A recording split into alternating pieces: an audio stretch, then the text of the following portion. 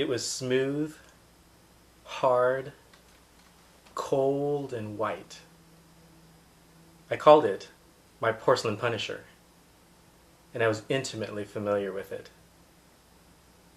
My name is Eric Leocadio, and when I was 14 years old, I survived suicide.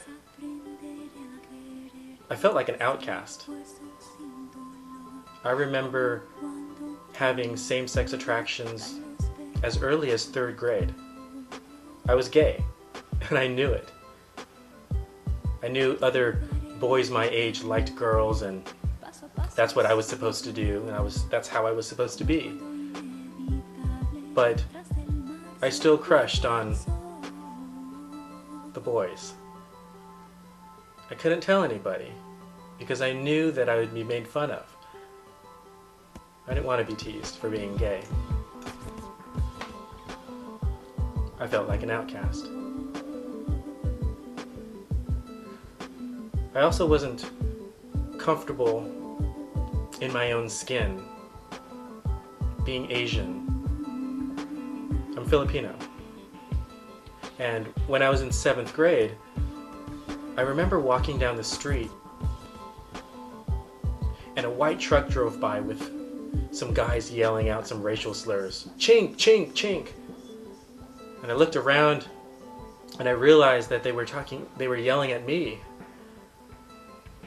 And I thought, well, I'm not Chinese, I'm Filipino. But I guess that didn't matter. And I found myself internalizing that hatred. I found myself in agreement that it was bad to be gay and that it was bad to be Asian. I felt like an outcast.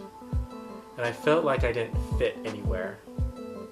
I felt like I didn't fit with my friends. I felt like I didn't fit with other Filipinos. I felt like I didn't fit with white people. Where was I to go?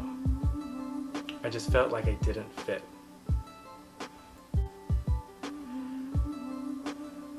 I responded by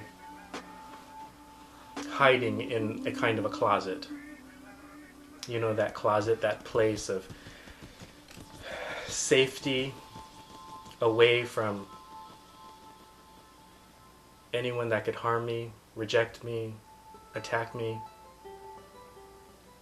And so, for me, being in the closet was a place of safety, but it was also a place defined by rejection and shame. And it amplified my sense of insecurity. Because for me, being in the closet, I couldn't look in the mirror. Because if I looked in the mirror, I saw someone I didn't like. I saw the Eric that was gay. I saw the Eric that was Asian. And I didn't feel like I was worth being known. Being in the closet creates a silencing effect. It makes a person feel like he can't be real, he can't be authentic, he can't speak.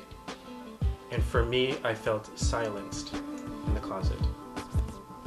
It may have been safe, but it was lonely. And it was quiet. And I was trapped with my own thoughts.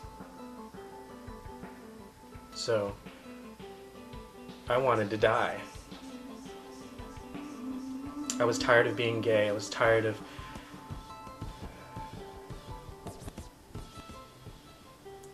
looking in the mirror. I heard once that if you swallow a bottle of aspirin, it would stop your heart. I don't know if it's true, but I believed it at the time. So that's what I did. Went to the medicine cabinet. I was, 14 years old, freshman in high school. And I took everything that I could find in the medicine cabinet, aspirin, Tylenol, whatever medicines were in there, and I poured it all in in both my hands, whatever I could fit.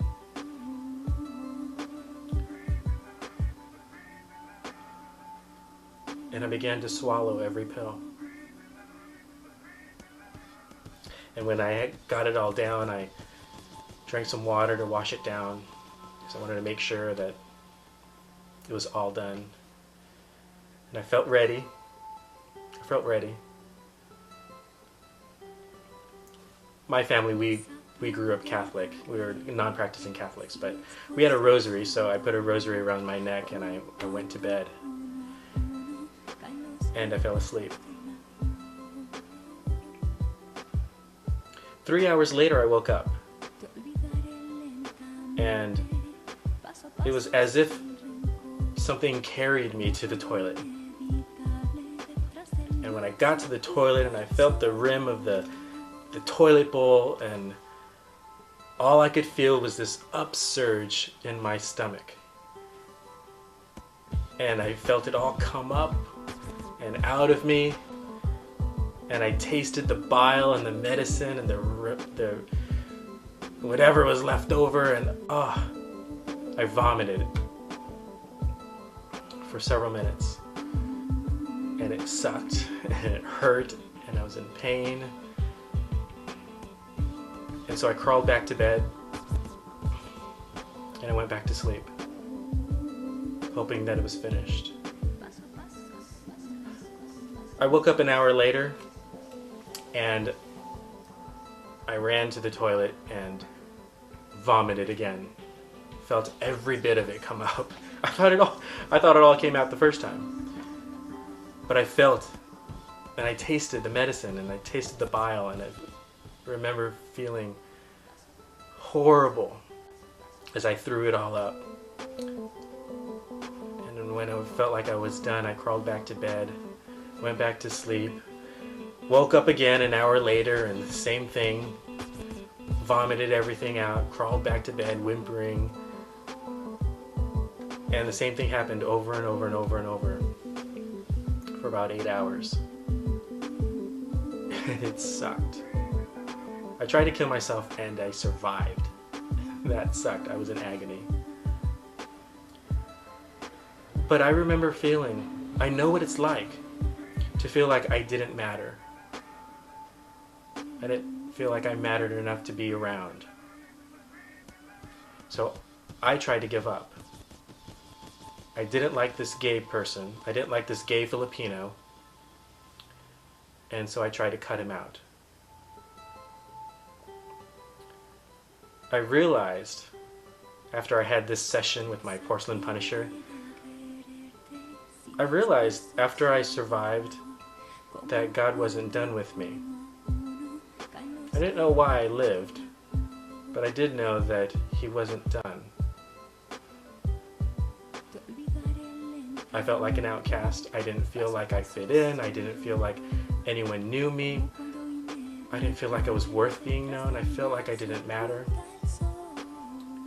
And I tried to kill myself, and I survived.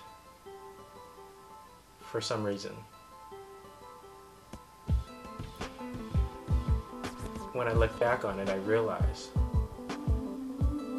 that was just the beginning of my journey. My name is Eric Leocadio, and my website is twoworldcollision.blogspot.com.